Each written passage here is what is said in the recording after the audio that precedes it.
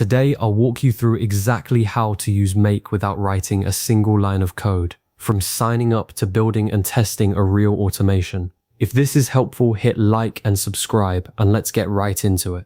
Make is a no-code automation platform that connects your favorite apps and handles repetitive tasks for you. You build workflows visually on a canvas by connecting modules, never touching a script. Start by visiting Make and creating a free account. Verify your email, log in, and take a moment to explore the dashboard. You'll see scenarios, connections, templates, and organizations in the sidebar. Those are the 4 areas you'll work in most. The central concept is the scenario, an automation workflow made up of connected steps. A classic example: a new form submission adds a row to a spreadsheet and fires off an email. That chain of events is one scenario. To create yours, click Scenarios and select Create a new scenario. On the blank canvas, click the plus button to add a trigger module, the app that kicks everything off. Pick something like Google Forms, Sheets, or Gmail. Click Add Connection, Sign In, and Make handles the authorization entirely, no coding required.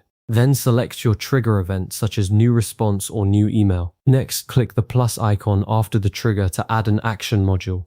Pick a second app, authorize it the same way, and choose what you want Make to do. Send an email, create a record, add a subscriber. Then map your data visually by pulling values from the trigger into the actions fields. Name into contact name, email into email address. Want the automation to run only under certain conditions? Click the line connecting 2 modules, choose Set up a filter, and enter a simple rule: status equals approved, or email contains a particular domain. No formulas, no code. If you'd rather not build from scratch, browse Make's template library and start with a pre-built workflow that fits your use case. When you're ready to test, click Run once, then trigger the automation, submit a form, send an email, and watch the data flow through each module. If something looks off, most issues trace back to a missing field, an expired connection, or an incorrect mapping, all of which are quick to fix.